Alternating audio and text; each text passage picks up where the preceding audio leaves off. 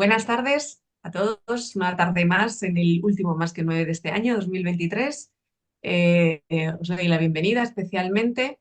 Hoy tenemos, por ser un poco el último evento del año, a Adelaida Harrison, que para mí es un honor presentarla, ya que la admiro muchísimo por todo la profundidad que está dando al eneagrama, ¿no? El cómo, digamos que relacionarlo con la neurociencia, que al final es algo que todos tenemos aquí dentro en nuestra cabeza, ¿no? Tenemos algo que funciona y cada vez vamos sabiendo un poquito más de cómo funciona.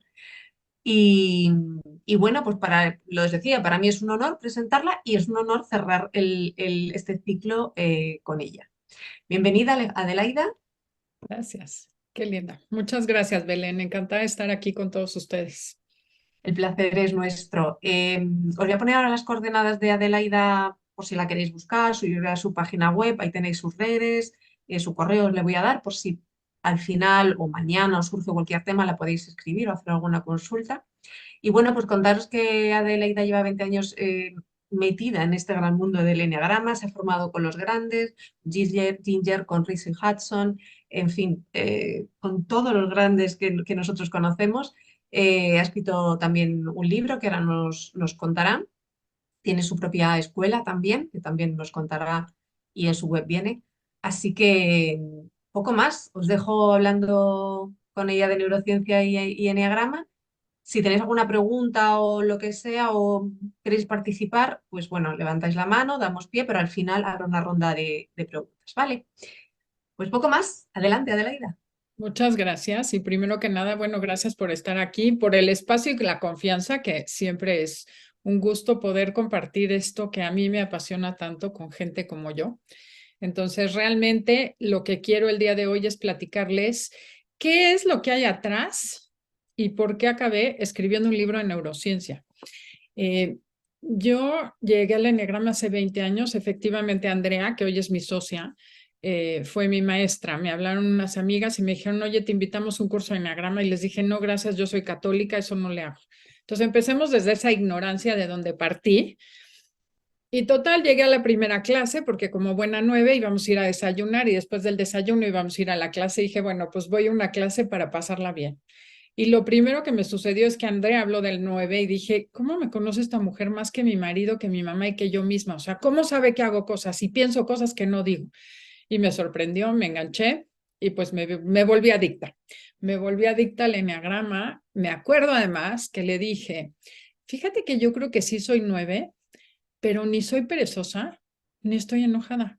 O sea, yo era feliz, todo lo que sucediera estaba bien, todo era Dalai. Entonces, obviamente, el enneagrama hizo su trabajo poco a poco y un día me di cuenta que estaba muy enojada y otro día me di cuenta que tenía mucho dolor guardado.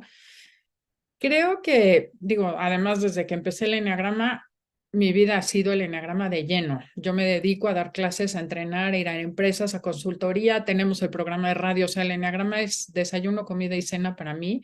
Es un antes y un después. Y por eso me metí de lleno. Pero me daba mucho coraje y me da, bueno, ahora ya no me da coraje, ya entiendo que cada quien vive su proceso.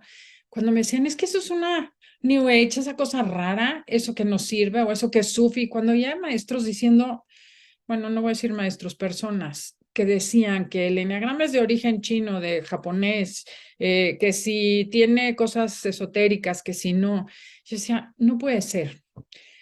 Coincidentemente, eh, estudié una maestría en neurociencias y la verdad nada más la estudié para poder dar clases en la Universidad Iberoamericana, que era la Universidad de los Jesuitas, que en México ya no puedes dar clases en una universidad si no tienes maestría. Y como el burro que tocó la flauta, vi maestría en neurociencias, perfecto, una amiga mía era acompañante y la hice. Y yo, sorpresa, que fui encontrando teorías, porque sí, efectivamente soy científica, estudié químico farmacobiólogo, y entonces tenía la curiosidad de decir, ¿de dónde está esto? Es valiosísimo, pero no tiene ciencia atrás y debe haber un sustento. Entonces, la vida, que es generosa, todos los ejercicios que tenía que hacer, y de verdad me choca decir, se presentó, pero me llegaban teorías que decía, esto puede explicar el eneagrama, esto es lo que nos sucede, esto es lo mismo. Entonces, realmente no he podido desarrollar un estudio de investigación de eneagrama, que es lo que quisiera hacer, porque estoy segura que el eneagrama genera igual o más mindfulness que el mismo mindfulness. ¿Por qué? Porque te ayuda a cambiar las conexiones neuronales básicas y el constructo sobre el cual basas tu realidad. Entonces, eso es lo que les quiero compartir el día de hoy. No me quiero meter mucho al eneagrama como tal, sino compartirles teorías que a mí me han servido muchísimo.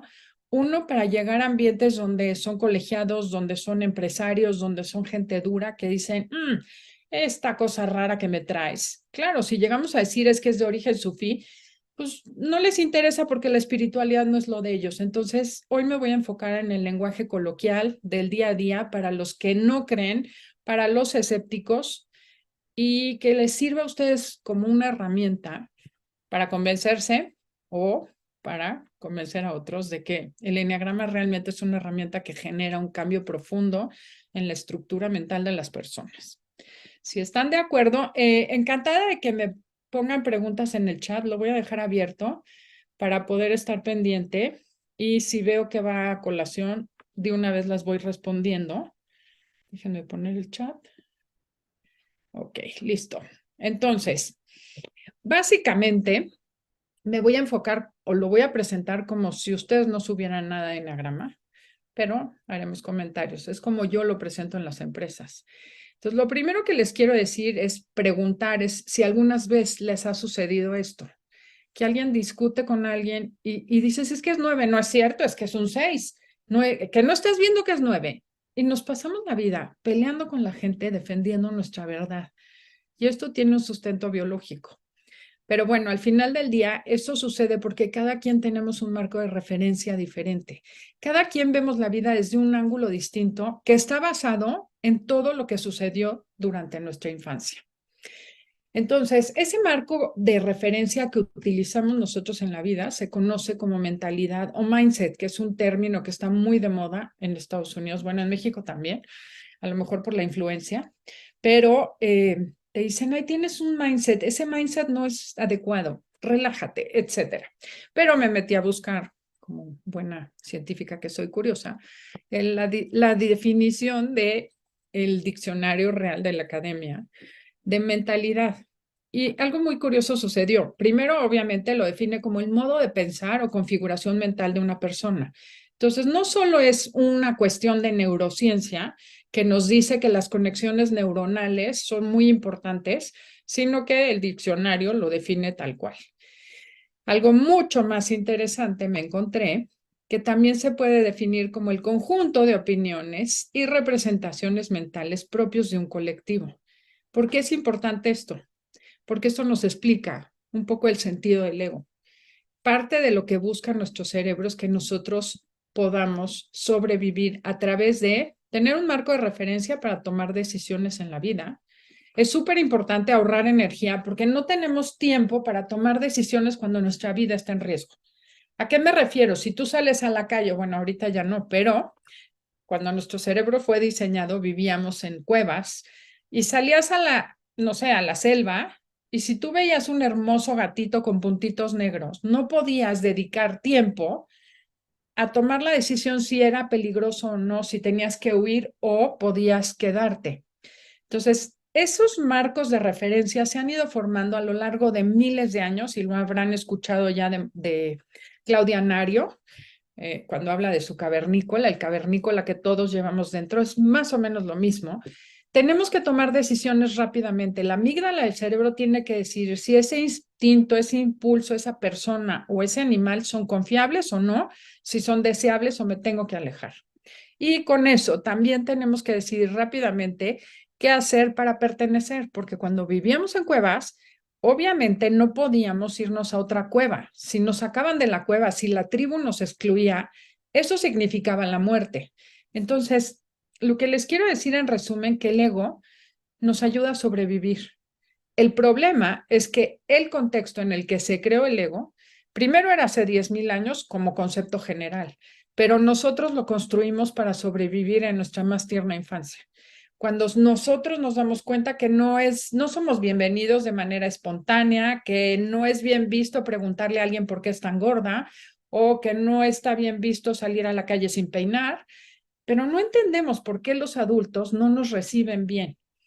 Y entonces, esto es importante saberlo, pero a lo largo de mi maestría me encontré algo muy interesante, un libro que se llama Orígenes, que escribió Anne Murphy. Anne Murphy desarrolló la teoría de los orígenes fetales y dice que los 9 meses de gestación no solo determinan nuestras vidas, sino que aprendemos más en esos 9 meses que el resto de nuestra vida. O sea, el bebé, esos 9 meses que se está formando, aprende cosas muy específicas, como la tonada del idioma en el que va a hablar. Los niños hicieron un estudio donde encontraron que los niños nacen llorando en la tonada del idioma que van a hablar. O sea, que los niños que hablan francés lloran diferente y tienen una tonada diferente que los niños que nacen de madres que hablan español.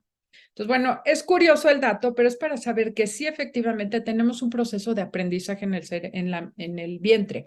¿Y para qué nos sirve? Para que dejemos de pelear si la personalidad es a los 8 o se nace con la personalidad o se forma. Otra cosa interesante es que los niños aprenden a distinguir cuáles alimentos son seguros para consumir en el vientre materno. Hoy en día simplemente aprenden las mañas de la madre. También saben distinguir quién es confiable y quién no es confiable a través de escuchar la voz de la persona y asociarla en su cerebro con la descarga emocional que la madre recibió. Si alguien me cae mal y escucha a mi bebé la voz, pero yo descargo adrenalina o cortisol, mi bebé cuando crezca va a saber que esa persona es alguien de quien debe alejarse. Al revés, si yo descargo endorfinas, dopamina o oxitocina, el bebé sabrá que esa persona es confiable. Y así es como nuestro cerebro aprende mucho antes de nacer. Un ejemplo claro, por ejemplo, los niños en África nacen con un metabolismo adaptado para sobrevivir con muy poco alimento y muy poca agua.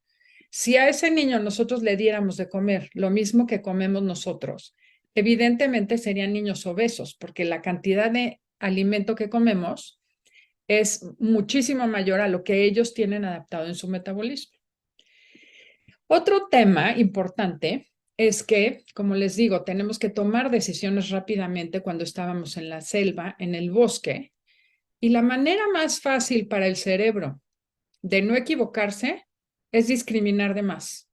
Más vale pecar de exagerado y de precavido que equivocarte y tocar un animal que te va a matar o te va a comer o acercarte a una tribu que es enemiga. Esto, a mí, este sí es mi opinión personal, creo que esto puede ser el origen de la discriminación, del bullying, porque los seres humanos venimos programados como un acto de supervivencia a discriminar al que es diferente. Y creo que el regalo del enneagrama es que nos enseña que lo diferente suma, no resta. Entonces, hacer ese proceso cognitivo y cambiar las conexiones, cambiar la creencia de que lo diferente es peligroso y cambiar, o sea, poder generar la creencia de que el que es diferente hoy en día no me amenaza, sino que me suma. Esto sería, creo que, el mensaje principal que querría yo darle a todas las personas que se acercan al enneagrama. Eh, Otra cosa, porque bueno, como les digo, soy científica, entonces no me voy a quedar con las ganas de probarles científicamente que la realidad no es como tú crees. Les voy a pedir a los que ya lo han hecho conmigo en alguna ocasión porque vi caras conocidas, pues bueno, tengan paciencia, pero quiero que cuenten cuántas veces pasan la pelota a los jugadores vestidos de blanco y los jugadores que vayan con camiseta o con blusa negra, no cuenten esa pelota, van a estar las dos pelotas en juego y a ver si logran poner suficiente atención y enfocar su atención a solo contar las veces que pasa la pelota el jugador o los jugadores vestidos de blanco. ¿Sí está claro? ¿De qué color? Blanco, ¿verdad? ¿Listos? The monkey business illusion.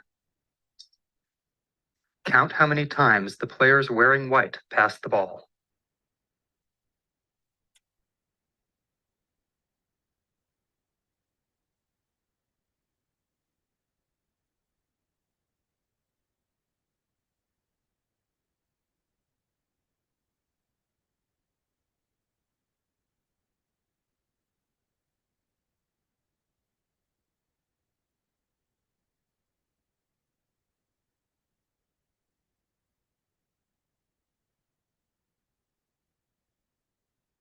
Y ahora sí quisiera que me digan en el chat cuántas veces vieron que pasara la pelota.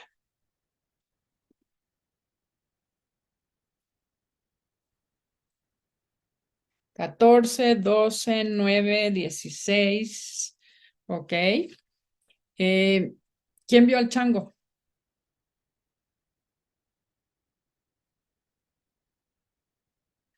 Muy bien. Hubo quien sí, hubo quien no. Y ahora quisiera que me digan quién vio el cambio de cortina. La cortina era roja y cambió a amarillo. Ok, me encantaría poderlo platicar un poco más, pero no tenemos mucho tiempo. Les voy a poner el rewind para que me crean que así es efectivamente. Pongan atención en las tres cosas. Pasa un gorila de negro, hay cambio de cortina y además, bueno, eran 16 los pases. The monkey business illusion. Count how many times the players wearing white pass the ball. No. Here comes again. Ahí está. Here comes the gorilla, and there goes a player, and the curtain is changing from red to gold. O sea que era roja, pasó a amarillo When y you're un looking for- gorila pasó enfrente de ustedes. ¿Qué sucedió? Y esto me encanta, porque una vez que pones esto, es difícil que la gente se resista y te diga no es cierto. O sea, ya es una evidencia clara que la realidad no es como nosotros pensamos. Ahora les voy a explicar por qué. Tenemos una cosa que es un sistema de activación reticular, que hace o pone atención en aquellas cosas que son importantes para nosotros. Por ejemplo, un 6, el peligro; el 9, el conflicto; el 1, a los errores. Cada quien nos enfocamos en aquello que creemos que nos va a hacer sobrevivir. Y entonces, los estímulos que pasan, porque tenemos la capacidad de percibir alrededor de 11 millones de bits de información por segundo. ¿Cuántos creen que nuestro cerebro puede captar conscientemente por segundo? Pónganme números. Hagan sus apuestas, señores.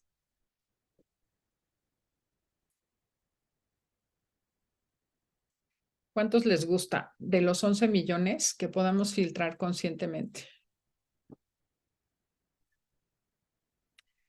60, 5, 3, no, un poquito más. Pero bueno, Alba, casi le atinaste. Podemos filtrar, según Joe Dispenza, 50 bits de información conscientemente por segundo. Eso quiere decir que 11 millones de bits de información pasan sin pena ni gloria al inconsciente, al subconsciente o a cualquier otro lugar que no es nuestro proceso cognitivo. ¿Quién creen que decide cuáles son esos estímulos que son importantes para sobrevivir? ¿El ego o la personalidad? Entonces, todo lo filtramos a través de nuestra personalidad, pero el problema grave del ego es que no lo vamos a acabar porque es algo que nos ayuda a sobrevivir. Entonces, yo digo que al ego o a la personalidad hay que conocerla para comprenderla y luego trascenderla. Pelearnos con el ego es inútil porque es un sistema biológico de supervivencia y genera, esto es un regalo que les hago, se llama escotoma, para que la próxima vez no digas, estás ciego, ¿cómo es posible que no lo viste? Solo pueden decirle, hiciste un escotoma, que es un ceguera parcial o temporal hacia algún estímulo que mi cerebro decidió que no era importante en ese momento. Entonces, fíjense cómo vamos construyendo la historia en las conversaciones, en las situaciones, cuando dejamos las llaves en algún lugar y no las encontramos. Eso es un escotoma, no puedo verlas, no es que no estén, es que mi cerebro no las ve porque prefiero tener razón que ser feliz. Y todo este sistema los programé, la verdad es que les hice trampa porque les dije pongan atención a lo blanco. Cuando tu cerebro recibe la orden blanco y automáticamente quita el negro de la mente. Los que vieron el chango no tienen una atención selectiva muy concentrada. Tienen como un poco más abierto el rango de atención. No es ni bueno ni malo. El chiste es saber cuál es mi manera de procesar la información. Y creo que ahí el enneagrama es muy útil. Por ejemplo, si alguien te cae bien, solo ves sus cualidades y no ves sus defectos cuando te estás enamorando. En cambio, cuando te estás divorciando, solo ves sus defectos y no ves sus cualidades. La persona no cambió. Lo que cambió fue mi percepción de esa persona. Y esto es neurociencia. Por cierto, haces atención selectiva a lo que te conviene y escotoma o punto ciego a lo que no quieres ver, de una realidad que te está incomodando. Algo interesante es que la neurociencia, que es algo así como muy extraño, realmente se creó desde el momento en que somos capaces de medir y ver el cerebro cuando está vivo, porque antes solamente se podía hacer a través de una, ¿cómo se llama? Un estudio con el cerebro muerto, pues. Entonces, cada ego va a generar o cada personalidad va a tener distintos escotomas y distinta atención selectiva. Por ejemplo, ¿quién tiene razón aquí? ¿El que pintó los barrotes o el que pintó el paisaje?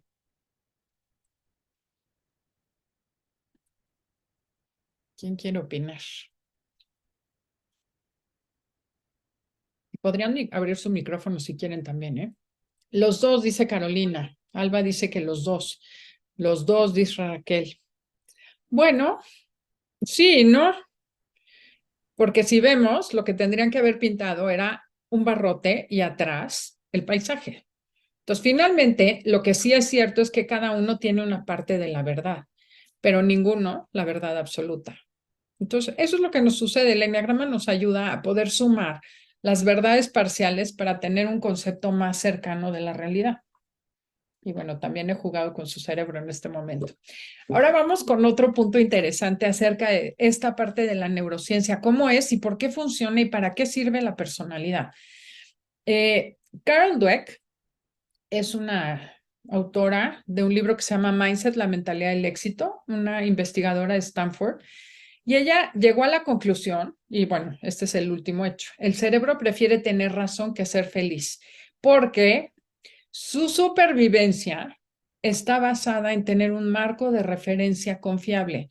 Por eso es tan difícil acabar con el ego, porque si tú no le dices al ego que vas a sobrevivir mejor si te dedicas y si cambias y si te abres a otras opciones, tu ego o tu personalidad va a seguir fija buscando compulsivamente tener la razón. Por eso es tan amenazante cuando alguien llega a cuestionarnos, no está cuestionando si tenemos razón o no, está cuestionando nuestro principio básico de supervivencia, nuestra estrategia de supervivencia, que es lo que busca nuestra personalidad. Entonces, ¿qué es lo que sucede cuando tenemos mentalidad fija? Que ella dice que hay dos tipos de mentalidad. Cuando mi mentalidad está fija es que me enfoco solamente en las amenazas, como un tigre. Cuando yo voy caminando en la selva, si hay un tigre, no puedo estar observando el cielo que está hermoso ni las flores del campo. Tengo que poner atención en aquel tigre hasta que resuelva la amenaza. Hasta ahí vamos bien. ¿Qué sucede? Cuando estamos estresados, usamos esta mentalidad del ego. Yo creo que las dos personalidades coexisten en nosotros. Cuando yo estoy estresado, el sistema, además, hay mucha ciencia atrás. El sistema simpático captura la tensión, sube la presión, sube el azúcar y me prepara para pelear y amenazar y ver la amenaza. En cambio, cuando yo estoy relajada, estoy en esencia, puedo percibir el mundo de manera abierta, no tengo una atención focalizada porque todos los estímulos son igual de importantes y es cuando puedo tomar mejores decisiones. El secreto es aprender a vivir más tiempo en mentalidad de aprendizaje o en mentalidad de esencia y no tanto en la mentalidad del ego, porque el ego me hace reaccionar y la esencia, o cuando estoy en la esencia, vivo como más abierto a aprender. Entonces, primera pregunta que me gustaría que se lleven. ¿Tú qué prefieres, tener razón o ser feliz? ¿Qué tanto tiempo pasas en mentalidad de aprendizaje y qué tanto pasas en la vida reaccionando en mentalidad fija, tratando de tener razón y demostrarles a todos los que están mal? Eso es lo primero que les dejaría de reflexión, porque al final acuérdense que la realidad no es como tú crees. ¿Qué sentido tendría defender una verdad que sabes que solo es una parte de la gran verdad? Pero bueno, esto les va a dar mucho paz. El siguiente hecho que les quiero compartir es que nuestro cerebro está hecho para resolver. Necesitamos resolver rápidamente porque no fuimos creados para vivir en estrés mucho tiempo. ¿Hasta aquí hay dudas o preguntas? ¿O vamos bien? El caso es que como necesitamos resolver rápidamente, ¿por qué? Porque si hay un tigre, pues tenemos que matarlo o salir corriendo o ver qué vamos a hacer, pero no podemos estar meditando qué es lo que vamos a hacer. Y esto, les decía que el sistema parasimpático y simpático, el de alerta y respuesta o crecimiento, es muy importante que no dure mucho tiempo, porque cuando entramos en estrés, lo primero que sucede es que se paraliza el crecimiento, la digestión. Obviamente no hay reparación de tejidos. Toda la energía se usa para sobrevivir y enfrentar el problema. Y esto lo explica muy bien Bruce Lipton. En mi libro están todas las referencias. Bruce Lipton dice que si no estamos creciendo, estamos muriendo. Entonces, cuando estamos en estrés, estamos muriendo porque estamos usando nuestras reservas para sobrevivir. El problema es que hoy en día no es un tigre el que está afuera. El problema es que hoy tenemos preocupación por el trabajo, porque no hay dinero, por la seguridad, por la economía, por la paz y la guerra. Y entonces estamos 24 horas al día con estrés. Vivimos 7 días de la semana con estrés. Y el cerebro no puede aguantar esto porque tiene que bajar el nivel de estrés para poder hacer sus funciones de supervivencia y de crecimiento. ¿Qué es lo que vamos a hacer? Y de verdad es increíble ver cómo las historias que tu ego te cuenta, porque si las entiendes, las vas a poder resignificar y cambiar. Esto se llama estrategia enfrentativa, es una estrategia de adaptación que se llama de enfrentamiento o de coping. ¿Y qué es lo que sucede? Que el ego te inventa una historia para que tú ya no estés en estrés. Un ejemplo claro es, queda tu pareja de pasar por ti y no llega a la hora que quedó. O llega tu hijo, va a llegar de una fiesta y quedó de llegar a las 11 de la noche y no llega. Creo que nadie, bueno, me atrevo a decir que nadie se queda sentado esperando a ver qué va a suceder. Empezamos a inventarnos una de historias. Claro, a este niño no le interesó, es que se fue, claro, es que me va a escuchar cuando llegue. Fíjense cómo pasamos de la incertidumbre al enojo en un segundo. Cuando llegue me va a escuchar, me lo voy a poner pinto, claro, es que se fue con sus amigotes y se fue a beber, o no le importó y se quedó platicando con sus amigas. Nos salimos de esa situación de estrés y de ansiedad a través de inventarnos una historia. Y luego esa historia vamos y la imponemos a los demás como si fuera la verdad absoluta. Entonces, si se fijan, es muy divertido. ¿Pero por qué es esto? Porque nosotros tenemos que vivir en un estado de equilibrio, que es la zona de confort, porque bueno, no quiero meterme mucho, se llama homeostasis, pero bueno, el chiste es vivir en equilibrio entre lo que sucede afuera y lo que sucede dentro de mí. Pasó la incertidumbre, el miedo, el enojo. Exacto. Cada eneatipo tiene una manera diferente de reaccionar y esa es la historia que mi ego me contó. El mundo es peligroso, tienes que vivir a la defensiva. El mundo es débil, tienes que ser fuerte. El mundo no te quiere, tienes que darte a querer. Cada una de las historias que nos vamos contando nos da seguridad porque es como si ya sé lo que hay que hacer, ya sé cómo voy a sobrevivir. Y eso es como el lugar que llamamos zona de confort. Esa zona de confort en el cerebro se mantiene cuando logramos el equilibrio entre dos fuerzas que son la motivación a movernos y la resistencia al cambio. Entonces, imagínense que ustedes ahorita están descansando. Es más, les voy a poner un ejemplo que agradezco profundamente que a estas horas me dediquen tiempo porque quizá ya están cansados.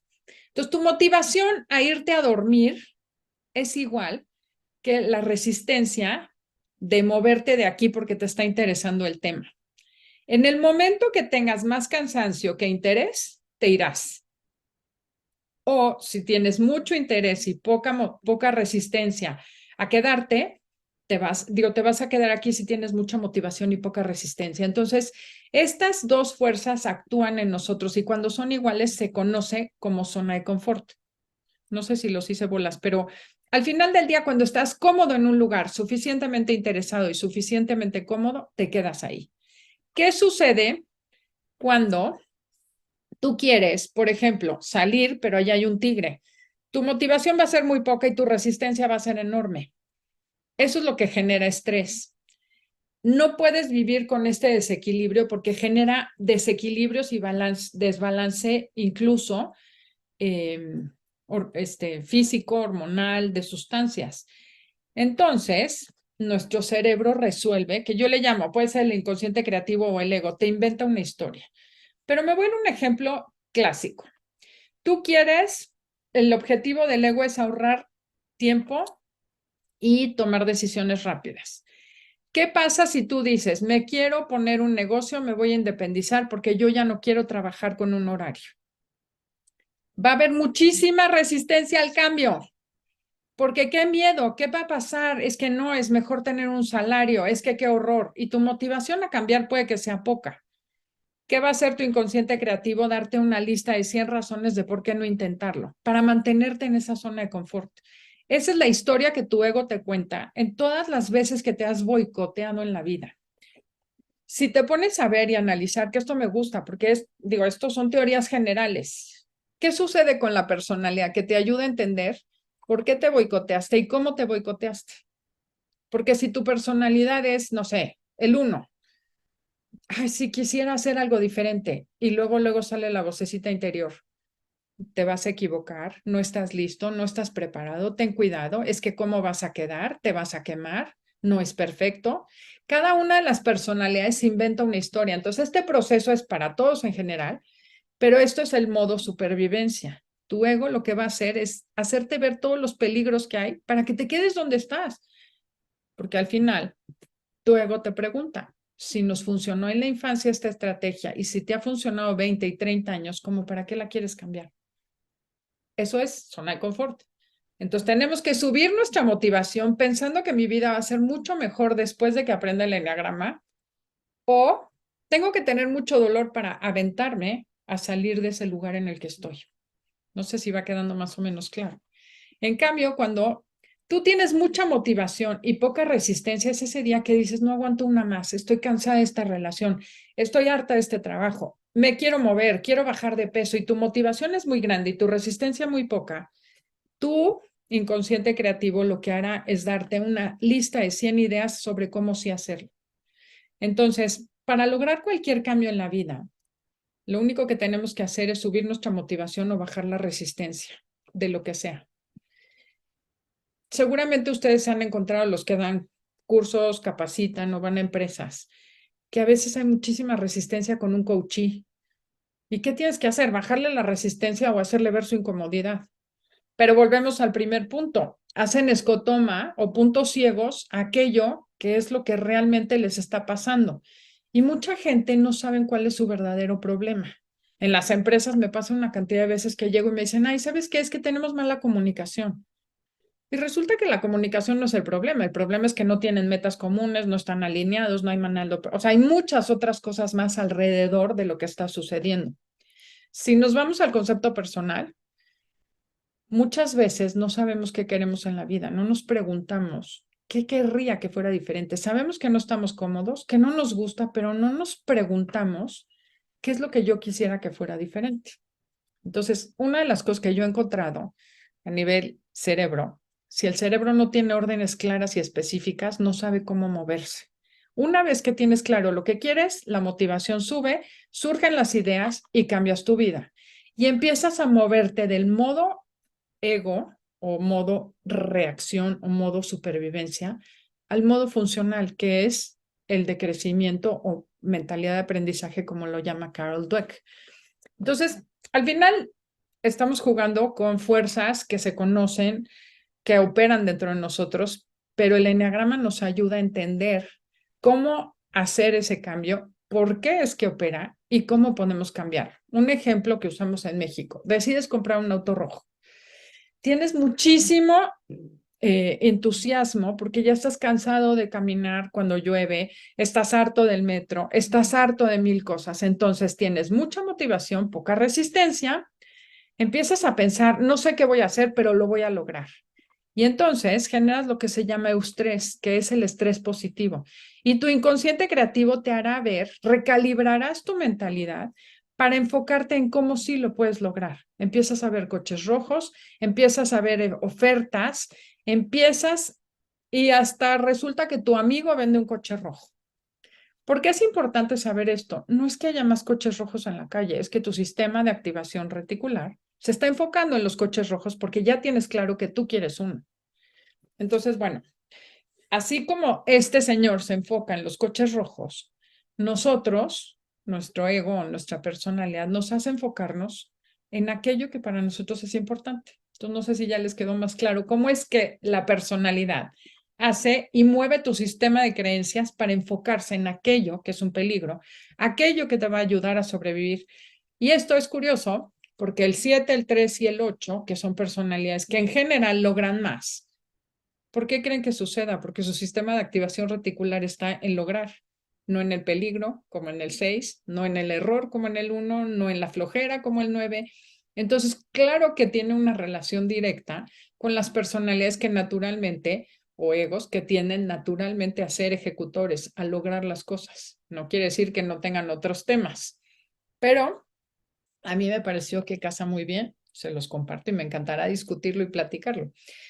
Pero al final del día, tu libertad no va a depender del tamaño de tus alas, sino del tamaño de tus pensamientos. Y si tú cambias tus pensamientos y tus creencias, tu vida cambiará radicalmente. Y aquí es donde el eneagrama nos ayuda enormemente porque cambia. Primero nos hace ver cuál es ese mindset o ese marco de referencia que usamos y a recalibrarlo en el momento que lo cuestionamos. Porque no nos dice, como otras herramientas, qué tienes que hacer, sino te dice cuáles son tus motivaciones más profundas.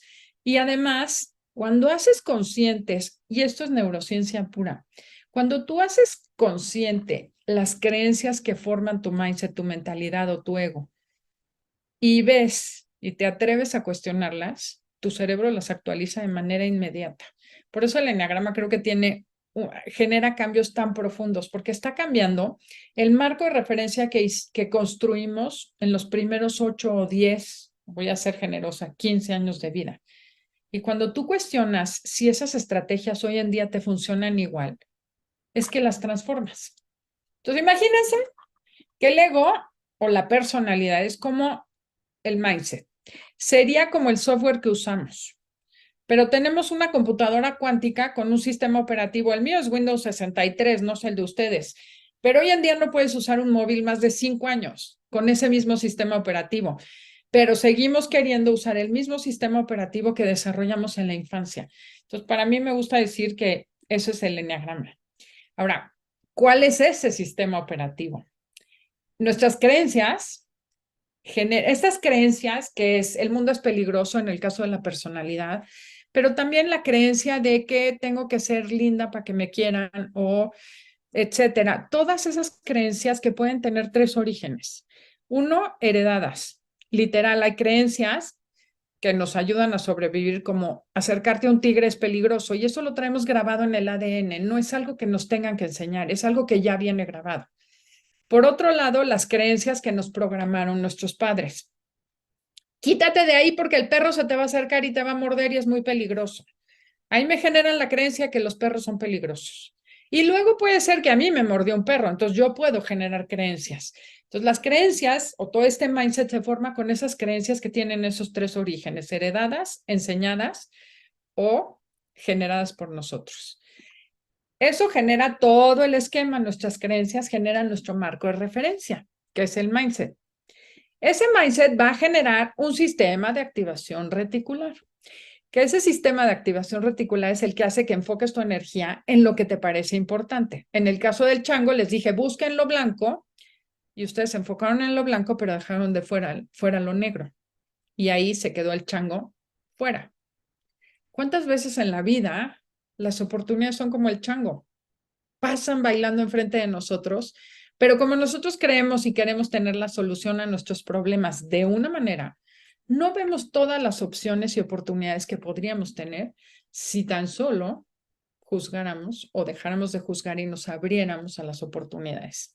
Y esto, ¿qué hace este sistema de activación reticular? Esto es interesantísimo. Detectar, filtrar y seleccionar estímulos que te permitan encontrar evidencia suficiente para fortalecer tus creencias. Tú no estás buscando solucionar el problema, estás buscando tener razón. Un ejemplo es cuando alguien te está diciendo algo que no te gusta.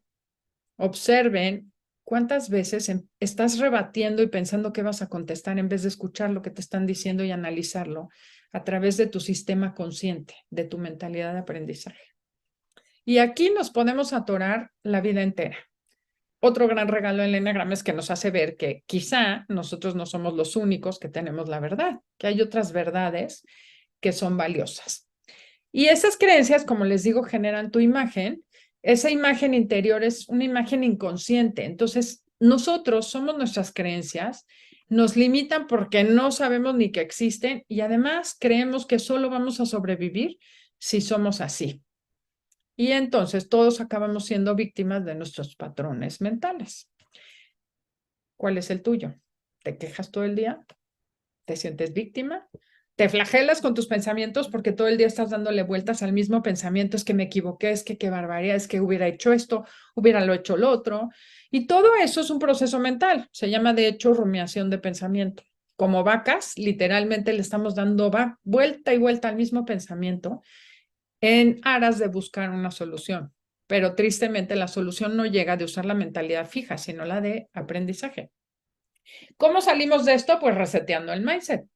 Lo que tenemos que hacer es cambiar, primero ver cuál es mi personalidad, cuál es mi esquema, cuál es el marco de referencia que usa mi personalidad y después transformarlo. ¿Hasta aquí vamos bien? Ok. Quiero platicarles otro tema importante. Las respuestas del cerebro son muy simples para mí. Yo no he encontrado que haya 9 estructuras cerebrales y la estructura cerebral al fin es muy compleja. Entonces, no podríamos decir que cada personalidad tiene una estructura mental específica porque influyen muchísimas cosas. Como vimos en el vientre, aprendemos mucho. Quiere decir que nuestros padres nos determinan a través de sus creencias, generan creencias en nosotros. Generamos una estructura cerebral al nacer y durante los 8 primeros años de vida vamos haciendo un marco de referencia que nosotros consideremos útiles. Pero al final del día, imagínense que el cerebro es como una caja negra y el proceso mental es el mismo para todos los eneatipos. Lo que va a ser diferente es a lo que yo le ponga atención, el input que dejo pasar a través de mi sistema de atención, que este sí puede ser mental, emocional o físico. ¿De qué va a depender a qué estímulo le haga caso? A mi eneatipo, si yo soy emocional, mental o visceral. Y lo que sí va a ser diferente es el impulso o la reacción que mi amígdala detone como una respuesta automática que va a ser útil para sobrevivir. Y aquí también podrá ser de manera de una reacción mental, una emocional o una física. Entonces, me voy a olvidar de lo que sucede adentro del cerebro porque eso no es relevante en este momento. Para el eneagrama, lo que sí es importante es entender que si yo soy, por ejemplo, yo soy 9, pero crecí en una familia con un papá 5 y una mamá 3. Mi padre siempre me decía, mijita, guarda tus lágrimas para cuando yo me muera. Y mi mamá, por supuesto, las emociones le estorbaban. ¿Qué creen que hice de niña para adaptarme a ese ambiente? Cortarme de toda sensación o percepción emocional. Entonces, los inputs emocionales, pues por supuesto que no les hacía caso. Yo aprendí a callarme y obedecer. También me desconecté de todas mis percepciones viscerales, pero aprendí a poner atención selectiva a las reacciones físicas de los demás. Por eso los 9 leemos la energía del otro. Entramos a un lugar y sabemos quién está enojado o no, porque de eso depende mi supervivencia. Sin embargo, si yo crezco en una familia donde las emociones son lo más importante, voy a generar muchas conexiones a los inputs emocionales y las respuestas van a ser de tipo emocional para pertenecer a mi familia. Entonces, el eneatipo al final del día acaba siendo una estrategia de supervivencia en mi entorno primario. El problema es que ese entorno primario luego lo quiero llevar a mi vida familiar, a mi vida laboral y profesional, sin siquiera cuestionarme si aquello que me sirvió durante 20 años, que fue mi infancia o mi juventud, hoy en día me sigue sirviendo. Entonces, bueno, ¿qué es lo que sucede? Nosotros percibimos a través del sistema atencional. Ese sistema atencional los filtra el sistema límbico, que es el que evalúa todo lo que estoy percibiendo. Entonces, imagínense que yo ya filtré a través de mi ego y percibí solamente la energía de mi mamá. El tálamo evalúa, no sé, la ceja subida o alguna característica y mi amígdala decide si ese estímulo que estoy viendo, esa situación que estoy percibiendo, es benéfica o no. Y si detecta peligro, la amígdala lo que va a hacer es apretar el botón de pánico, que es el mecanismo de supervivencia del ego, y voy a reaccionar automáticamente. Esto tarda 100 milisegundos. Por otro lado, ese mismo estímulo va a pasar al cerebro a la parte racional del cerebro y lo voy a analizar. Entonces seré capaz de producir o generar la respuesta de la esencia. Esto lleva 300 milisegundos. Así es que para aquellos que pierden la paciencia rápidamente, la diferencia entre ser una persona reactiva y una no reactiva son solo 200 milisegundos. Imagínense si lográramos parar nuestra reacción solo 200 milisegundos. Pero evidentemente para eso hay que hacer un poco de trabajo. En fin, ejemplo, para que quede claro qué es eso. Si yo veo una cuerda, voy caminando y veo algo así, mi cerebro reptiliano, mi amígdala, va a pegar un brinco hacia atrás porque puedo confundirlo con una serpiente. Y todos nos ha pasado que de repente brincas y dices, ¡ah! Una serpiente, y después al siguiente instante dices, ah, no, es una cuerda y camino. Esos son los dos mecanismos que tenemos todos. Se llama respuesta corta y respuesta rápida. Obviamente la corta no pasa por el cerebro porque hay que reaccionar rápido. Y aquí es donde les digo que es más importante sobrevivir que equivocarme. ¿Cuántas veces no nos pasa que sucede eso? La primera reacción, dije lo que no quería, comenté lo que no quería, pegué, grité, etcétera, y no le di tiempo suficiente a la información para llegar a mi cerebro racional. Y acabo analizando la vida desde mi cerebro reptil, que es el ego. Todo lo que sucede yo lo analizo desde ahí, después siento y después actúo. Este es el proceso que lleva el cerebro como filtra los estímulos. Si yo quiero cambiar algo, no tengo que hacer más cosas, tengo que cambiar mi manera de pensar, porque todo está en el patrón de referencia. Entonces dijimos que hay dos tipos de mindset, la mentalidad fija o del ego y la mentalidad de la esencia o de aprendizaje. Y este es el resumen, ¿ok? Ahora, ¿para qué me sirve ese mindset o cómo se formó? Y esto es lo último que vamos a ver hoy. Es un marco de referencia para tomar decisiones. ¿Cómo se formó? Según Kelly, George Kelly, que es George Kelly es el que propuso o creador del sistema de constructivismo educativo. Él proponía que el niño siga el método científico en su proceso de aprendizaje y así es como crea sus marcos de referencia. Entonces, ¿qué sucede? Para todos los que han tenido un niño cerca de 1 año, más o menos, 2 años, que lo tienes en una sillita alta y quieres entretenerlo, le das un juguete y el niño coge el juguete y lo tira. Y se lo levantas y se lo das. Y te ve con una sonrisa hermosa, vuelve a coger el juguete y lo vuelve a soltar. Se lo puedes dar 20 veces y 20 veces lo va a tirar. ¿Qué es lo que está haciendo el niño? Seguir el método científico. Está observando que cada vez que abre la manita, el juguete cae. Genera la hipótesis de que, probablemente si vuelvo a abrir la mano, el juguete caerá. Tiene que experimentar muchas veces para llegar a la conclusión y tener suficiente evidencia para llegar a la teoría de que cada vez que abre la mano, el juguete se cae. Así es como aprendemos a vivir en nuestra infancia, en nuestra familia. Entonces, también nuestro ego se va fortaleciendo o formando al ver que hay ciertas estrategias que funcionan y otras no. Ciertas conductas que sí son deseadas y otras no. Entonces, ¿qué va a suceder? Como esto lleva mucho tiempo y dijimos que gastamos demasiada energía para hacer este proceso constantemente y nos quitaría eficiencia, el cerebro hace un atajo que se llama memoria procedimental o marcador somático, según Antonio Damasio, que es como el gurú de los neurocientíficos. Es esa respuesta aprendida que garantiza las necesidades básicas de supervivencia. Y curiosamente, un marcador somático es algo que está guardado en el cuerpo, que cuando se detectan ciertos estímulos se pone, se activa y entonces entramos en ese piloto automático que muchas veces nos cuesta trabajo desactivar. Entonces, como prometí, se acabó el rollo, preguntas, respuestas y comentarios. Adelaida, he visto la primera, o sea, la siguiente diapo que creo que vas a hablar del uno de los 9, ¿no? ¿Nos ¿De qué, podrías dar perdón? Sí, tenía las creencias de las 9 personalidades, pero me parece que no nos va a dar tiempo. Entonces, quisiera aclarar dudas. ¿Las podrías dar un repaso rápido para un poco cerrar los conceptos o afianzar o ¿te Claro. importa? No, encantada. A ver, al Fenomenal. final del día, sí, si tienen tiempo, yo feliz. ¿Qué Sí. sucede? Mis creencias generan un marco de referencia desde el cual yo filtro la realidad. Y entonces voy a poner atención en ciertas cosas y voy a dejar de ver otras. El reformador, que es el 1, tiene la creencia básica de que este mundo es un lugar imperfecto y yo tengo que ser perfecto o tengo que perfeccionar al mundo. ¿Qué va a generar? Que ponga atención en el error para corregirlo. Y obviamente voy a defender mi verdad tratando de demostrar que yo soy mejor que otros.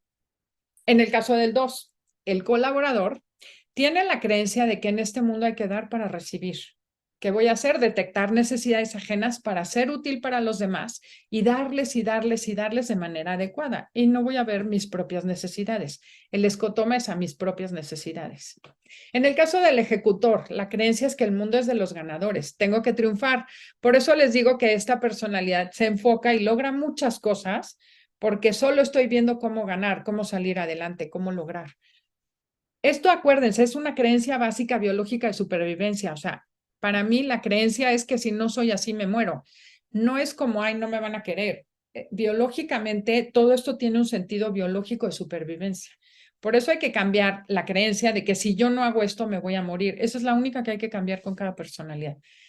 El creador o el creativo o el romántico, su creencia es que le falta algo para ser feliz y va a poner atención en todo lo que le falta que los demás tienen para pedirlo, lograrlo o, esto viene de la infancia, llorar para que me lo den. Y esa es la costumbre que se quedó del 4. ¿Qué tengo que pedir? ¿Qué me hace falta? El 5 es el observador.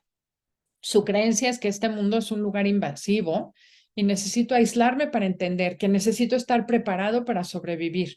Y va a acumular información e información y se le olvida que sabiduría viene de sabor, no de saber, de experimentar la vida. Y se guarda teoría y teoría y teoría, pero pocas veces la lleva a la práctica. El 6, el cuestionador, tiene la creencia que el mundo es un lugar peligroso. Necesita ser precavido, desconfiar y detectar el peligro para enfrentarlo. El 7, que es el animador, tiene la creencia que el mundo es un lugar lleno de posibilidades, que hay que aprovechar mientras las tengo, porque no sé cuánto me duren. Y entonces va a caer en la gula de hacer muchas cosas a la vez porque está aquí, pero quiero estar allá y no me quiero perder de nada. El 8, el protector, tiene la creencia que este mundo es un lugar injusto y si no pegas, te pegan. Así es que a controlar la situación. ¿Y qué tiene que aceptar? Que no puede controlar ni las reacciones de su cuerpo. El 9, que es el armonizador patológico, tiene la creencia que no es importante, ¿para qué me esfuerzo si da igual? Calladita me veo más bonita. Entonces, tengo que aprender que sí soy importante y que lo que yo pienso y digo sí cuenta. En fin, servida. Y servidos todos. Me fui muy rápido, Fenomenal. pero espero que aclare un poco. Pues mil gracias, Adelaida, por esta última ronda, así por encima de cada eneatipo. Adelaida, me gustaría un poco que nos hablaras, bueno, o que nos contaras el libro donde hablas más sobre todo esto en más profundidad, porque yo creo que por lo que he estado leyendo, aquí la gente se ha quedado con ganas, y yo la primera. Es se llama Transforma tu vida con el eneagrama. Lo que crees te crea. Y bueno, sí, ahí explico todas estas teorías, se las pongo así como con peras y manzanas. Corrí mucho, pero en concepto general que quiero, o sea, lo que quiero, uno es que hay muchas teorías que demuestran o que hablan exactamente de lo mismo que decimos, pero que son teorías validadas científicamente, que no son invenciones. A mí me dio mucha luz y pues por eso se los comparto con todo gusto. En el chat podemos tener más de uno. ¿Te refieres al eneatipo, Jessica? Sí, sí, Jessica ha hecho anteriormente alguna pregunta. Ok. Sí, bueno, no sé si estoy con el micro abierto. No, no puedes tener más de un eneatipo, puedes tener características de todos los demás eneatipos porque te educaron tus padres, te inculcan muchas creencias, pero hay una que es como la que te mueve a ti para sobrevivir. Y ese es el chiste, ¿qué busca cada personalidad? Cuando yo hago typing con mis alumnos o así, les digo, no te fijes tanto en lo que haces porque noto que hay mucha gente que ah, es que como yo soy 5 hago esto, como yo soy 1 soy perfeccionista. No, no se atoren en eso, vayan por qué haces lo que haces. La conducta solo es, el eneatipo para mí es como una descripción, es como astrológico. O sea, no es lo que te dicen, sino es por qué lo haces. Váyanse al por qué hago lo que hago, por qué soy ordenado, por ejemplo. Ese es el mejor ejemplo. La gente puede ser ordenada si es 1, porque así debe ser. Si es 6, porque no se quieren meter en problemas. Si es 8, porque así controla mejor. Yo soy ordenada, soy 9 porque soy floja. No me gusta hacerlo. Entonces, cuando ordeno, lo cuido para no tener que volverlo a hacer. Entonces, váyanse a la motivación, a lo que te mueve a hacer cada una de las cosas. Y yo creo que ahí no nos equivocamos. Y creo que Ariadna o Adriana quería preguntar algo, pero no sé si esté por ahí. Ariadna. Hola, yo quería Sí. preguntar si las alas de cada eneatipo las podemos considerar como fuente de creencias, de motivaciones. Eh, Sí, o sea, definitivamente podría ser porque te va dando creencias, pero curiosamente creencias que complementan tu personalidad. Por ejemplo, yo soy 9. El 1 me estructuró. Entonces, todo lo que tiene que ver con el 1, lejos de quitarme, me suma, porque estoy añadiendo estrategias que al final matizan mi personalidad. Ujú. Alba, Bueno, muy súper interesante, un montón de información, la verdad. Y claro, cuando has dicho al final, ¿no? Que el cerebro reptiliano es el ego, yo me veo identificada como 8, ¿no? Que tengo mi reptiliano más desarrollado. ¿Qué pasa con los mentales? Que tienen más ah, el neocortes más desarrollado, no están tanto en ego. Es que se me hace un poco lío lo de, ¿no? El reptiliano, el neocortes y el límbico. Y me encanta tu pregunta porque no, todos son reptilianos, son vale, mecanismos reptilianos, pero usan estímulos diferentes. O sea, para mí, lo que diferencia un mental de un emocional, un visceral, es el estímulo al que le haces caso, en el cual basas tu concepto de realidad. Por ejemplo, los que somos viscerales percibimos con el cuerpo. Entramos a un lugar, me late, no me late. Es como los estímulos del estómago y la percepción del ambiente es lo que nos da la información. En cambio, los mentales son como muy analíticos, son visuales, lo que llamaríamos. A lo mejor veo algo, analizo algo y su respuesta automática es estarle dando vueltas a los pensamientos, pero no están bajando al cuerpo ni al corazón, entonces no están integrados. Esa respuesta automática de irse a pensar, pensar, pensar, pero no actuar, es un mecanismo automático que está guardado y regulado por o sea, es un marcador somático según Damasio, que está fundamentado o sea, es algo automático, no está siendo consciente. Entonces, es excelente tu pregunta, porque tampoco es cierto que puedas usar una parte del cerebro y la otra no. Usamos el cerebro completo, todos, también los reptilianos, los viscerales. Es muy largo, muy grande lo que podríamos decir de esto, podría echarme 3 horas solo de este concepto, pero creo que una de las cosas que nos ayudaría mucho a entender es que el ego es un mecanismo de supervivencia biológico y está en el cuerpo, o sea, en el reptiliano, en la parte antigua, que es en el endodermo, la palabra correcta, no es o sea, el cerebro más, bueno, que lleva a cabo las funciones básicas, que tampoco es correcto decir que hay cerebro reptiliano y límbico, pero es más fácil entenderlo que meternos en complicaciones. Ujú. gracias.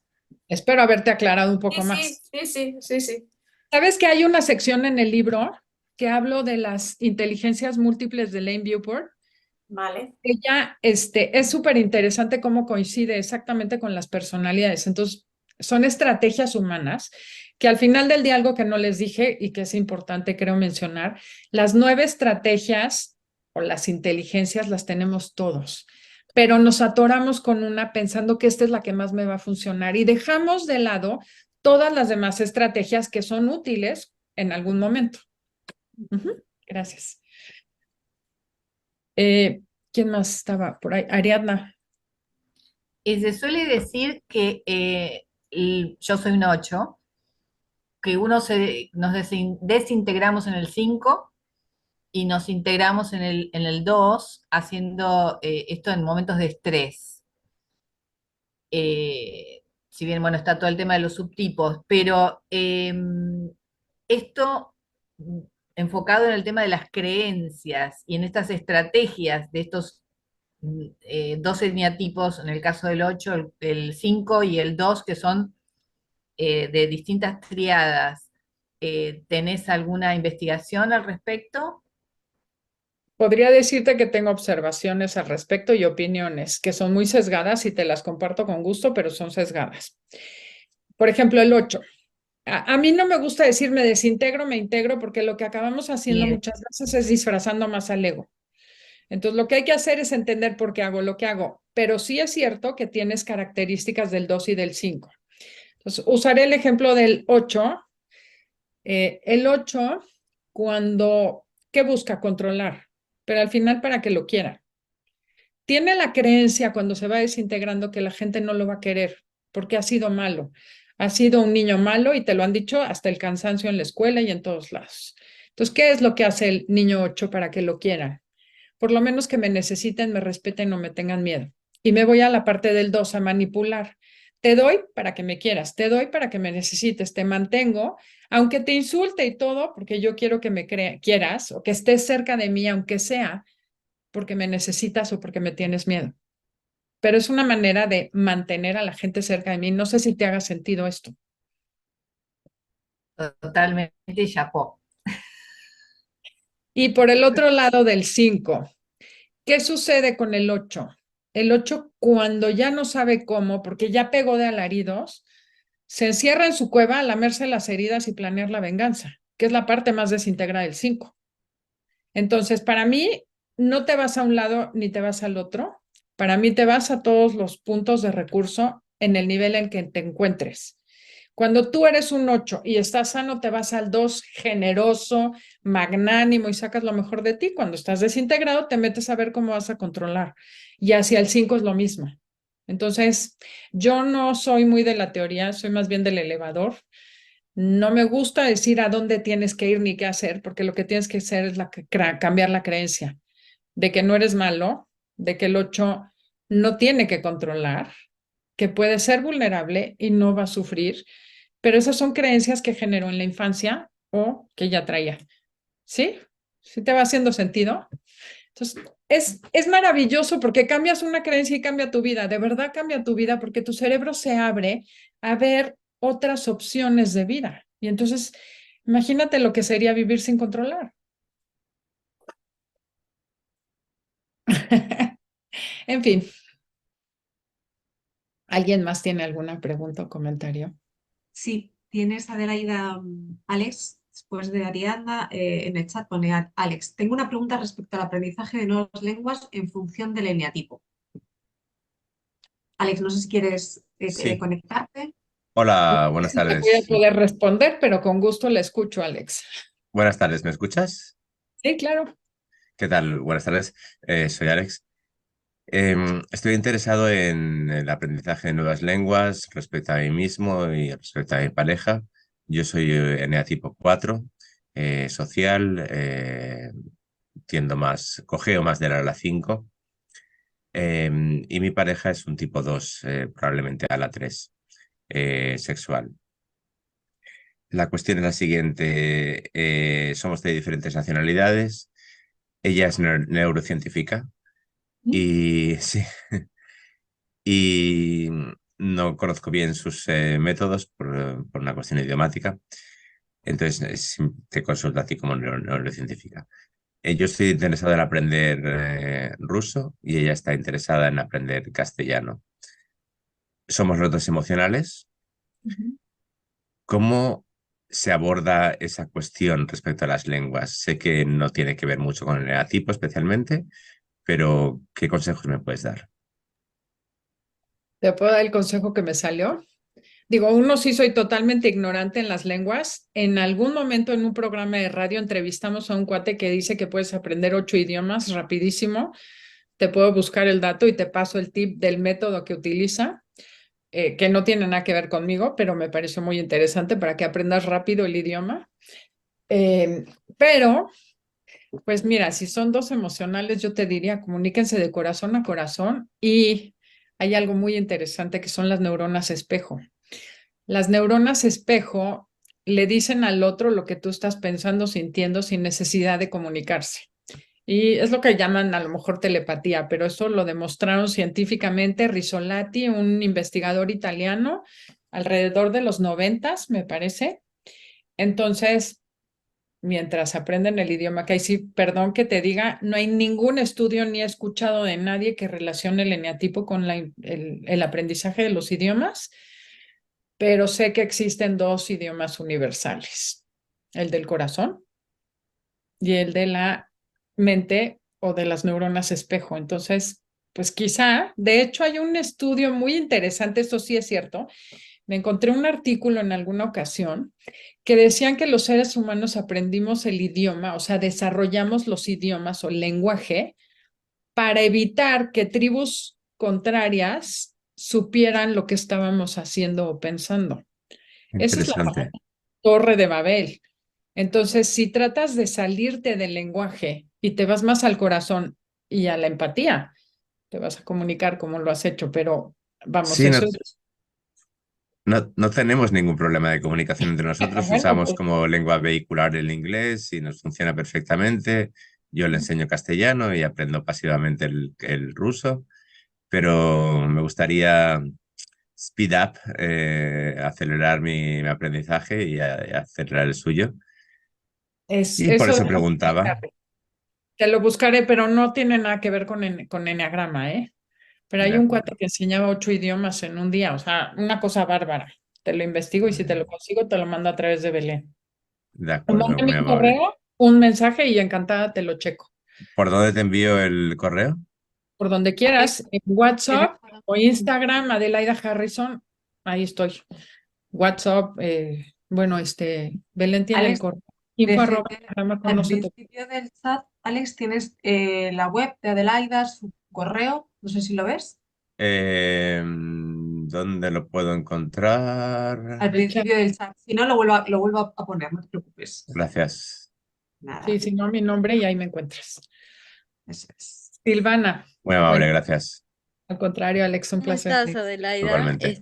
Bien, gracias. Mira, yo escuché tu charla en inglés y ahora me permitió fijar algunos conceptos, pero no pensaba contestarle a Alex, pero te cuento, Alex, que yo soy intérprete simultánea de congresos y conferencias en 3 idiomas y he estado empezando a estudiar un poquito el tema del eneagrama y la comunicación lingüística verbal y no verbal, a raíz de la inteligencia artificial. O sea que espero poder llegar a algo. Lo que sí te puedo decir de entrada, en los tipos que he podido ver, no he registrado demasiado, no tengo mucha investigación, que cuando cumple el deseo, el motivo esencial, es decir, el mecanismo de enfrentamiento para poder solucionar un problema, la comunicación lingüística, tanto verbal como no verbal, tiende a ser más eficiente. Por lo tanto, comenzar por las partes que a cada eneatipo le generan sentido en tanto a su motivación básica es ir más rápido, ¿no? De acuerdo.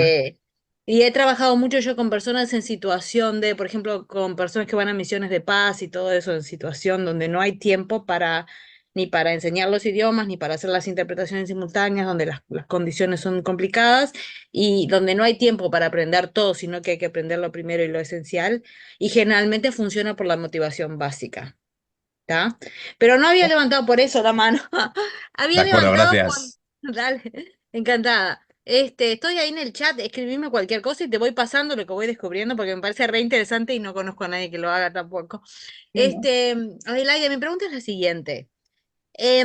Si de verdad nuestras motivaciones o nuestros instintos básicos están definidos desde el nacimiento, digamos, ¿qué sentido tiene comprender las motivaciones?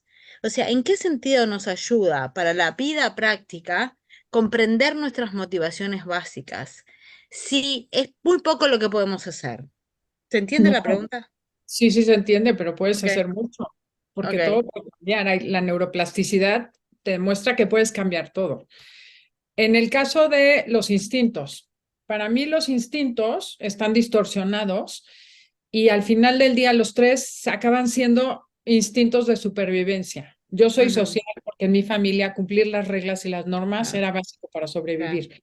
pues no es un instinto propio ni primario, Exacto, sino es ok. distorsionado. Y asimismo, el hecho de pensar que tengo que ser linda y mona y pacificadora para sobrevivir, o sea, no hay nada más neurótico que quedar bien con todo el mundo a ver si alguien me quiere cuidar. Cuando era niña, claro que sí. Claro, exacto. Entonces, justo por eso es interesante. La motivación es resultado de la creencia. Si yo cambio la creencia de que tengo que estar callada y aguantarme a que me den y que no merezco y cambio esa creencia, empiezo a pedir cosas, empiezo a poner límites y mi Y motivación empecé a cambiar. aumenta. Por eso me parece tan rico este concepto de cambia la creencia y cambiará tu vida. Ujú. La motivación y la emoción surgen a raíz de una creencia. Las motivaciones, y ahí sí voy a ir en contra de Ross Hudson y de muchísimos maestros, no Ujú. puede existir la pasión dentro de nadie. Lo que tú piensas genera una emoción, sea buena, sea mala, sea virtud o sea pasión. Entonces, si cambias tu manera de pensar, dejarás de tener la pasión correspondiente y empezarás a generar la virtud, que ese es un punto, o sea, tu esquema mental es, miro la vida sin distorsionarla a través de mi sistema de activación reticular. Ujú. Entonces, eso es mi idea sagrada. Para mí la idea sagrada Ya, es la ok. visión sana del mundo sin distorsión y eso genera la virtud. Si yo empiezo con la fijación de que tengo que ser perfecta o tengo que estar en paz, voy a generar la pereza. ¿Por qué? Porque empiezo a creer que no soy suficiente, no merezco y entonces, bueno, pues ¿para qué lo hago si no importa?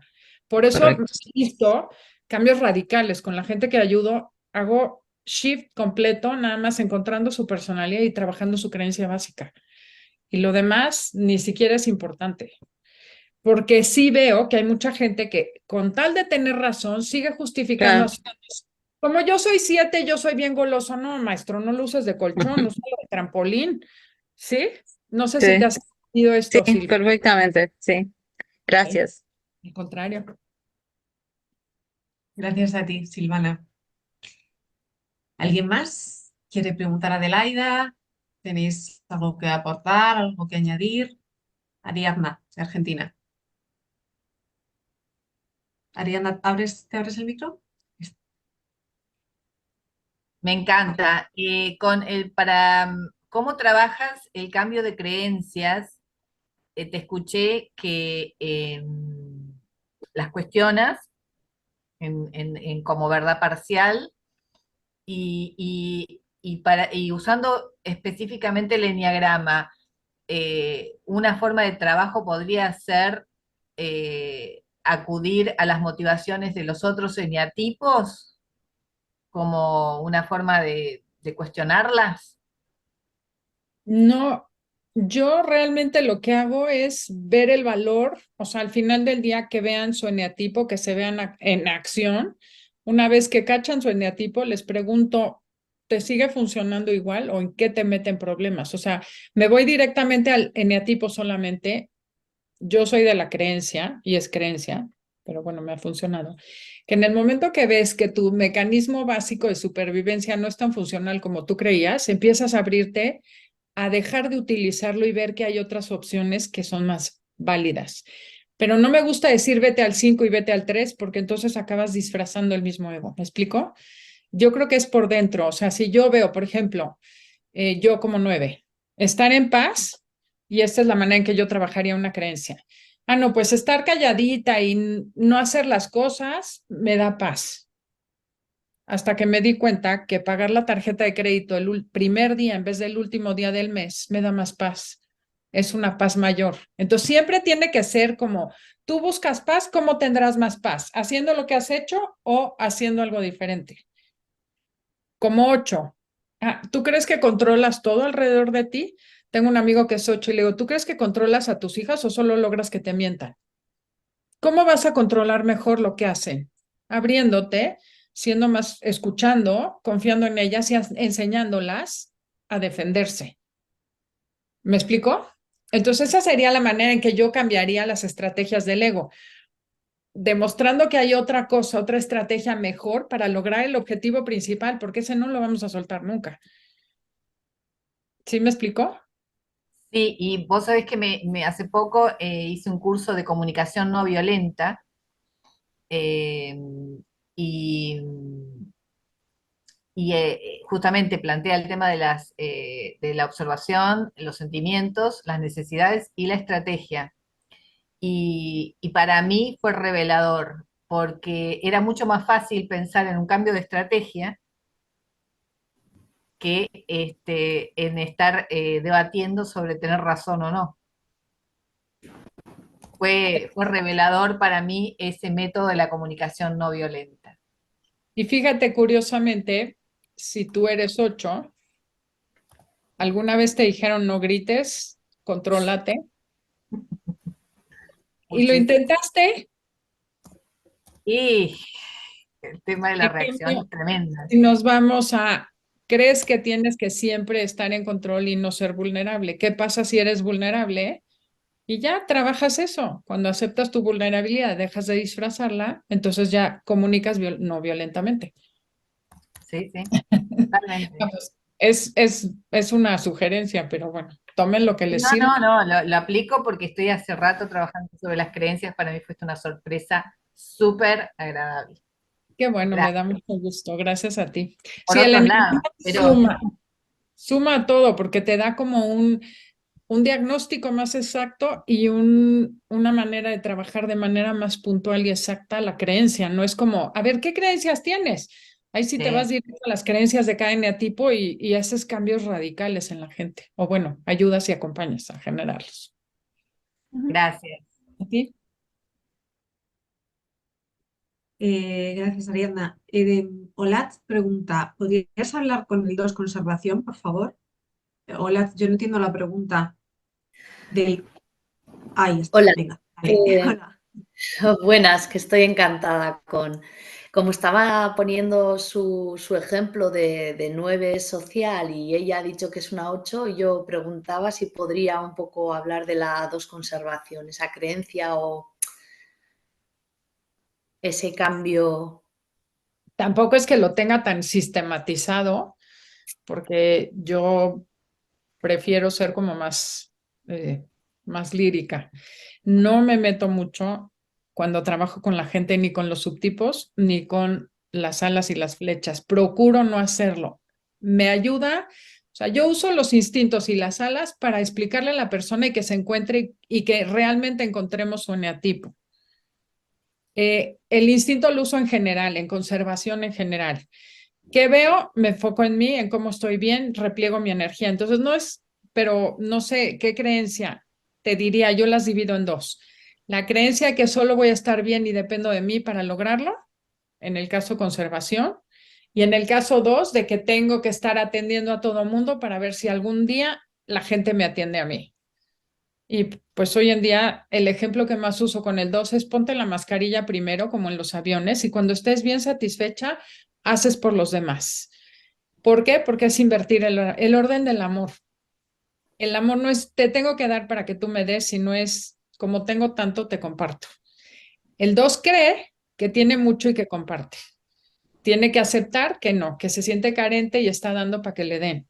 Pero si es capaz de dar, puede evitarlo, darse a sí mismo y después dar lo que le sobre o lo que tenga muy abundantemente.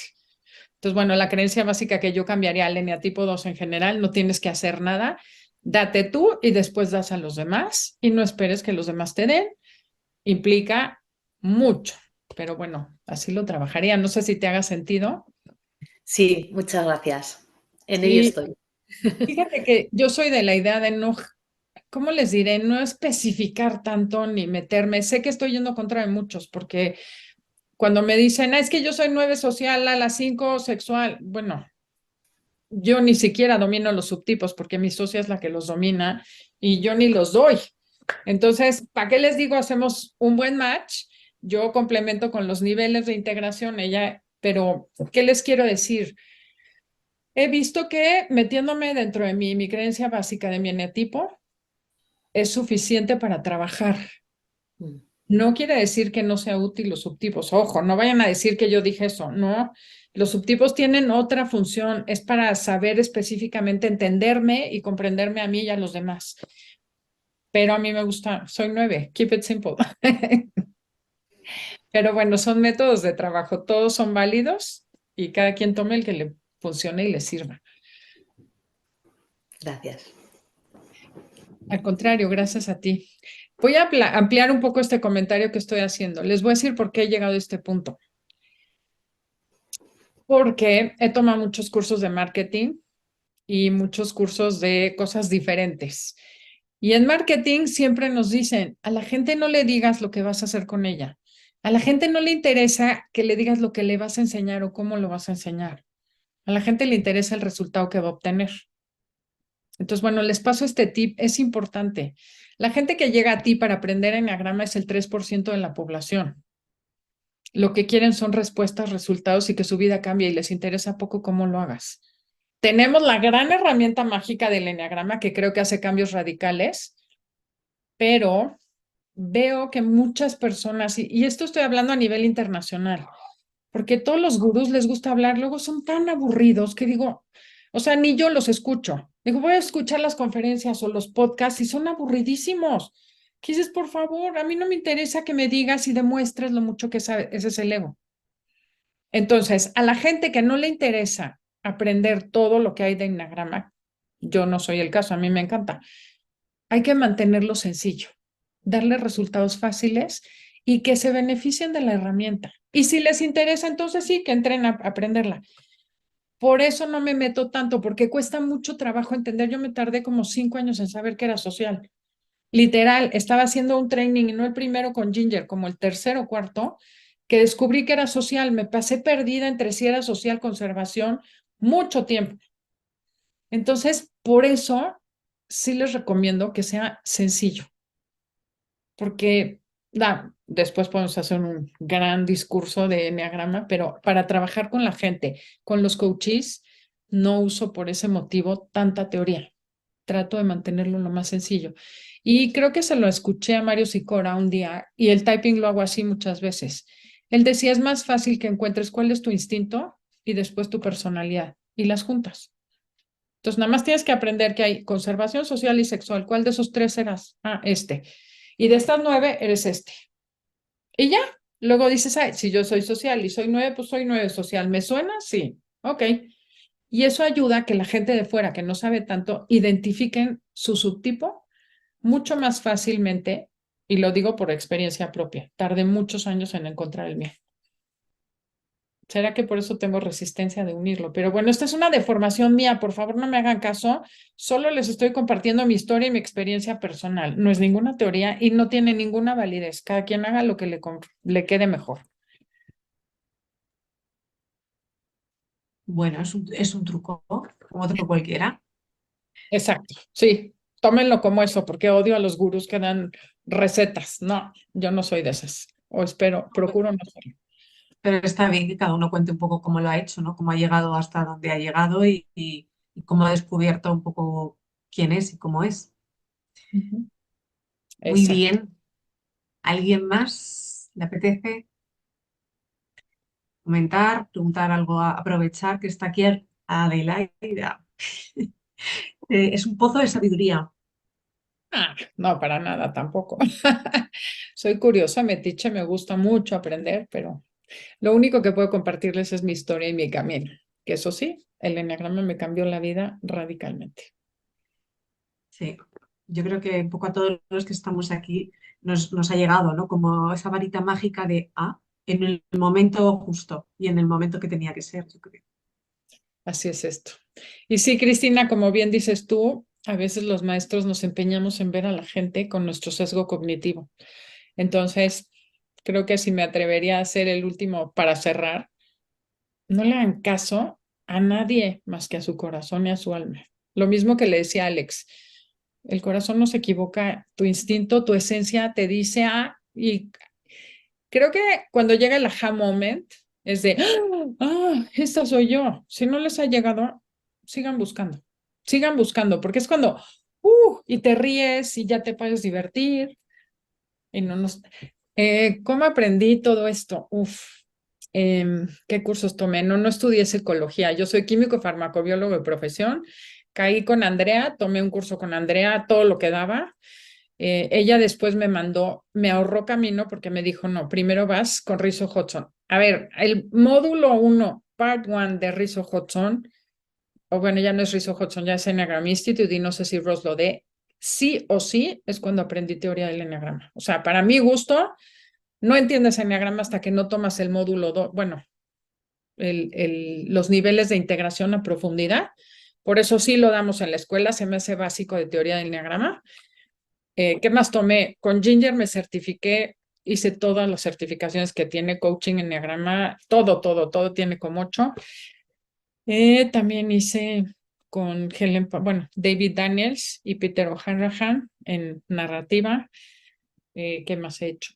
Muchos Mario Sicora, hemos tomado con Chernik, o sea, todo lo que se deja, Roberto Pérez, y pues muchos años de querer aprender más, pero no me acuerdo quién más. Por ahí está guardado. En el currículum te lo mando porque ni me acuerdo. Pero bueno, es mi pasión y me gusta tanto que voy a todas las conferencias, a todos los congresos que puedo. Y así es como uno aprende.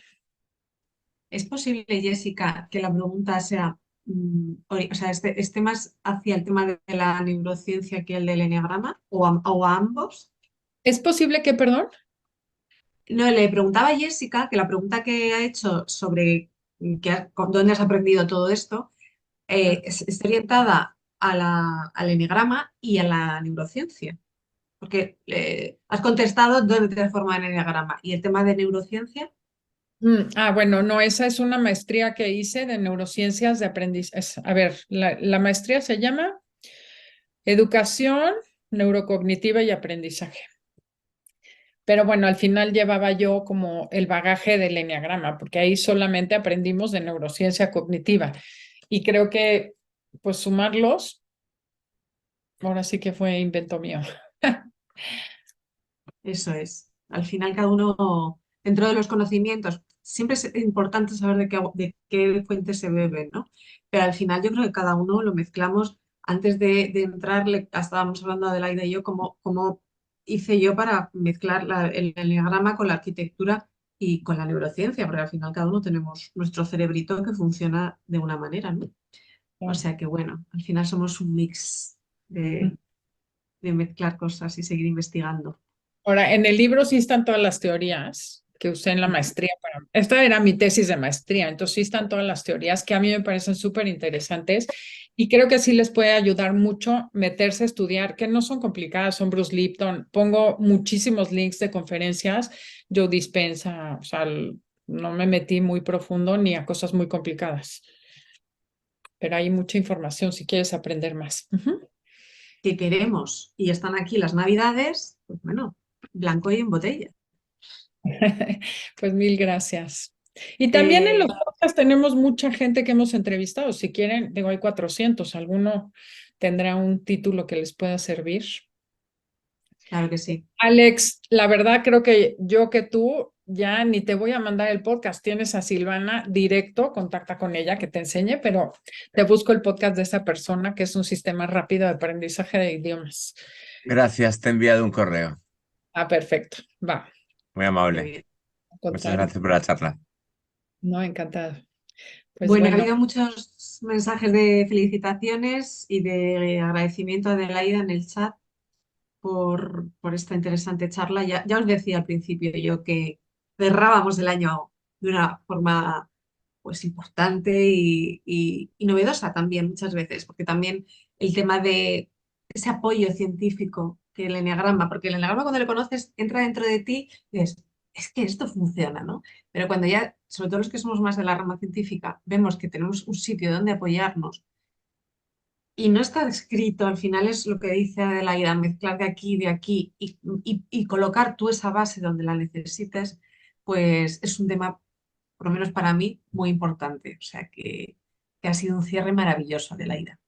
No, al contrario, un placer poder compartir esto que me apasiona tanto, como podrán notar, y que sí tengan como más herramientas para poder llegar a los ambientes no tan entusiastas del enneagrama. Ariadna, no, tengo un programa de radio y un podcast. O sea, el programa es en México, pero tenemos un podcast que se llama Enneagrama Conócete y que tenemos 500 podcasts, no todos son de enneagrama. También tenemos de otras cosas, pero hay mucho de enneagrama, niveles de integración, comunicación, Tuvimos hace poco una serie de comunicación y enneagrama de cada personalidad, las luces y las sombras. Uf, hemos hecho muchos, muchos de enneagrama. O sea, a lo mejor hay 200 o 300 de enneagrama que les pueden servir. Hay mucha tela que cortar. Yo he ido a alguno y si queréis, meteros y vamos, Sí, sabiduría está infinita. en Spotify, Himalaya, Apple Music, en cualquier plataforma digital. En iVoox, yo lo oigo a través de iVoox, o sea, cualquier plataforma de estas que tienen grandes, están ellas dos. No, Y pues si muy no, bien. la podéis escribir en el caso de que no la encontráis o a la asociación y os damos las coordenadas. Por supuesto, se los buscamos y tenemos una sorpresa porque hoy es martes, no, mañana lanzamos el canal de YouTube y ya vamos a tener también canal de YouTube. Así es que estoy muy emocionada, ¡Ole! contenta. Pues que viene Adelaida, que nos lo cuentes en primicia aquí y Sí, ¿Y que cómo eso. se llamará? ¿Eneagrama Conócete o cómo se llamará? exacto, así se llama, Enneagrama Conócete Todo. Y bueno, sí, también estamos sacando un proyecto online, un proyecto de coaching y enneagrama. Bueno, ese ya lo tenemos hace mucho. Tenemos 2 años que hice un programa se llama Intégrate Mujer, que justo es todo el proceso. Son 5 semanas. La primera semana es como trabajo neurociencia con enneagrama, pero es como un poco la idea acompañar a personas a transformar su vida y a diseñarla y balancearla. Está diseñado con enneagrama y es mucho para acompañar a otros coaches que si un coach tiene que trabajar con alguien es como un proceso de trabajo y el coach solo da el acompañamiento que se vuelve mucho más específico porque me dirijo o sea, es neurociencia y enneagrama al servicio de los coaches. Entonces, bueno, también hay muchas cosas nuevas. Ahí les contaremos para el año que entra. Bueno, estaremos muy atentos y atentas por si Adelaida te apetece volver, sabes que esta es tu casa cuando quieras, solo Feliz. tienes que silbarnos y cualquier cosa nueva que te apetezca compartir, aquí Gracias. estamos. Cuando tenga, feliz. Perfecto. Así que nada, agradecerte, Adelaida, tu generoso tiempo que nos has dado, tu sabiduría y lo dicho, ha sido maravilloso cerrar contigo este cierre de Más que Nueves del 2023 y que vengas cuando quieras, que esta es tu casa, como ves el chat, la gente le ha encantado todo. Muchas Así que gracias. Gracias a todos por haber estado.